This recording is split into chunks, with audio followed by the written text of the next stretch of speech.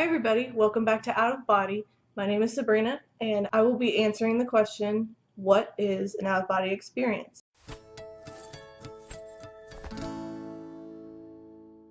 So basically, an out of body experience can be categorized into two categories. The first one being the one that's more well known, the near-death experience. People who go through something traumatic, such as a bad car accident, or drowning, or suffocation, or something to where they know that they're dying, and they can either black out, or they can, some people see kind of a tunnel and a light at the end of the tunnel, and then when they get to the end, they can experience something similar to what some of us would call heaven or heaven-like. There have been many books written on this. There are many people who have accounts of experiencing something after they were pronounced clinically dead. So basically in this first category includes people who actually clinically are pronounced dead at the scene of whatever happened, and then somehow they come back to life. And then there's other people who just experience trauma and get in such of a state that they feel like they are dying, or that they actually are dying, but they don't die. They just kind of experience visions. And when they're in that state, sometimes people will say that they see their loved ones, some people see a tunnel, some people see, just angels and things like that. So that is probably the most common, I would say, as far as most well-known category of out-of-body experiences. And then the second category of out-of-body experiences happens not in a state of trauma, kind of the opposite actually. It happens in a state of bliss, or, well, it has to be during either sleep or a meditative state, and some people call that meditative state bliss, where they kind of tap into their superconscious and their higher consciousness while they're meditating. A term for this is also called astral projection, which is the more well-known term. A lot of people think it's occult or something like that.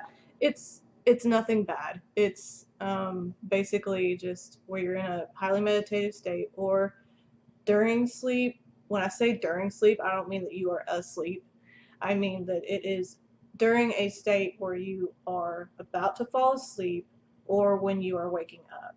So what these people will do is, as they are falling asleep, they will try to keep their mind awake. So basically their body will start to fall asleep, and some people will actually experience sleep paralysis. They become kind of immobile and their limbs become stiff and they can't really move anything.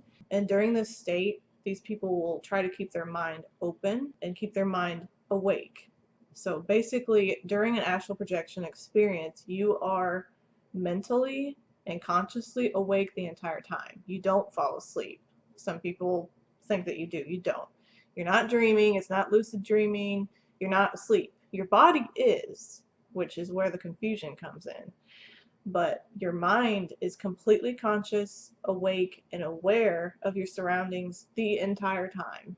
So once the person's body has fallen asleep and their mind is still awake, many people will start to feel what they call vibrations. And it basically feels like when your leg falls asleep and it goes numb and you feel that tingling sensation on your leg or on your arm or something. That's the same feeling, or very similar, but it's all over your body. So you start to feel kind of a tingling, kind of a vibrating, buzzing. Some people call it buzzing sensation, just in their head and all over their body. Sometimes it starts in one area and then goes to the rest of the body. It varies, but that is basically the next thing that they will experience. At that point, the person will then try to not physically move, but they will try to mentally tell their astral body or their essence, their energy, their spirit, whatever you want to call it, the part of them that is who they are, they will try to control that with their mind to lift out, or they'll try to just gently move one of their limbs. Normally what I do is I just kind of think about floating, and then all of a sudden I'm up in the air, and then they're out of their body, and then they can go travel to the astral realm, travel around our realm, the physical, or just travel around wherever. And then when they're ready to go back, all they have to do is just mentally think of their body, and then they snap back. Or some people will actually travel back to their body and meld with it. So that is basically astral projection. Now, I also want to address that there are a lot of misconceptions going around, especially on the internet, concerning astral projection and lucid dreaming.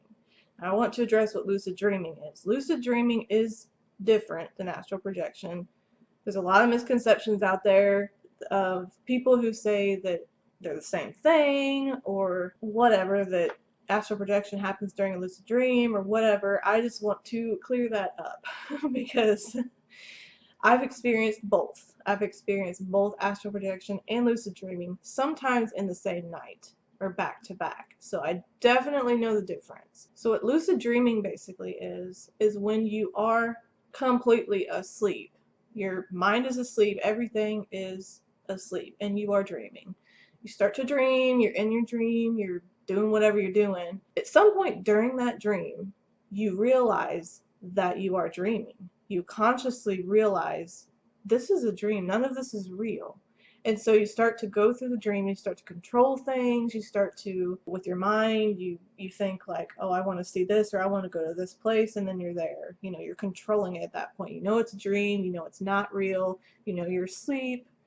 That is lucid dreaming, and it's pretty awesome. It's actually really fun, but it is not astral projection in no way. A lot of people get it mixed up because the fact that they are walking around in a dream and they're controlling it, they think they're astral projecting, but they're not, because their mind is still asleep. It's still with their body. Your consciousness is still with your body. Your soul might not be, which that's something I'll talk about in another video, but your mind, your consciousness is in your body dreaming. But you just get to the point where you realize you're in a dream, you realize you're dreaming, and so you can control it. That is a lucid dream. So with that being said, the main difference between a lucid dream and astral projection is kind of what I've already stated. When you're in a lucid dream, your mind falls asleep. It does at some point realize that it's dreaming and kind of can control the dream. But when you're in astral projection, your mind never falls asleep. You are awake the entire experience. And that's why it is very life-changing for a lot of people, because you don't fall asleep. You're completely awake. All of a sudden you start feeling these vibrations, and then you try to move and you're out of your body, and you're looking at your body in bed, and you go and walk around and you're still awake and you're like, what the hell is happening to me? That is astral projection. That is the main difference that I would state, is that in lucid dreaming you are asleep. In astral projection you are awake and completely aware of your surroundings. That is the other thing. When you're lucid dreaming, you're not aware of your physical surroundings in your bedroom or wherever you're sleeping. In astral projection, you are. So when you come out of your body, you look around and you're in your room, and you can see everything that's going on at that moment in your room. Whereas when you're lucid dreaming, you don't know what's going on in your room. You're in your dream. You're in your dream world, and you're controlling that. You don't know what's going on around your body. I know people will disagree with me. I know there'll be people telling me I'm wrong and all that. That's fine. You know, I'm here to inform people based on what I've studied, based on my experiences. I'm not here to tell somebody what to think. I'm not here to tell anybody like what's right or wrong or nothing like that. So with all that being said, I would just say if you're interested in this topic, I could definitely recommend some reading materials. One of them being Robert Monroe's book, Journeys Out of the Body. That one is excellent. That's the first book I read. I read all three of his books, but that first one called Journeys Out of the Body is definitely the best one if you just kind of want to get an introduction to it as to exactly what it's like for a person who does that. If you are interested in trying astral projection, a lot of people give you all these warnings like it's dangerous and all this stuff. Actually, I mean, I'm not going to say, you know, nothing bad can happen or you won't see something you don't want to see. In my opinion, that's the only thing that could happen, is that you might come in contact with something, you know, kind of dark or something that you don't want to see. And if you don't believe in that stuff, then just disregard this. I get it. There's nothing dangerous. You're not gonna die unless someone comes and kills you in your sleep, your physical body. You're not gonna die. You are connected. Your essence, your spirit, your superconscious, whatever you want to call it, is connected to your body as long as your body is alive by a silver cord, is what people call it. And Robert Monroe, in his first book, I believe it's in his first book, that he actually confirms that there is a cord, because when he's out of his body at one point, he reaches back and he can feel a cord. So basically, as long as your body is alive, your essence will always be connected to it, and you'll always be able to just snap back to it. You don't have to worry about getting lost. Some people are really scared of astral projection because they're scared of getting lost and they're scared of something getting them. No, that's not going to happen. I mean, like I said, the worst I would say that can happen is you may hear or see something that's a little scary or something like that. All you have to do is mentally think about your body or think about a place you want to go to, and there you'll be. I mean, it's as simple as that. Your mind controls the entire thing. So I mean, I've experienced some really, really great things, and I will talk about those in future videos. And I've also experienced some kind of some people might think a little bit scary. But I'm safe, and the other thing about that is if it makes you feel better, whatever you believe, if you believe in, God or angels or Buddha or whoever, if you want to pray to them or just pray to the universe to protect you, the good in the universe, the white light and the love of the universe to protect you. That's normally what I do, and it makes me feel better. And there is a really great book if you are wanting to learn how to astral project. There is a book by Robert Bruce, I believe, and I will link it in the description down below. So that is all I have for you guys on out-of-body experiences. If I left anything out, if there's any questions you have, please feel free to ask in the comments down below or email me. I've got my email in the description bar as well. Just to kind of clarify about this channel too, it's kind of going through a change. I'm still going to be doing narrations. I'm going to be doing those at least twice a week. I'm not sure what days of the week, as I have on there that I'm doing Mondays, Thursdays, and Saturdays.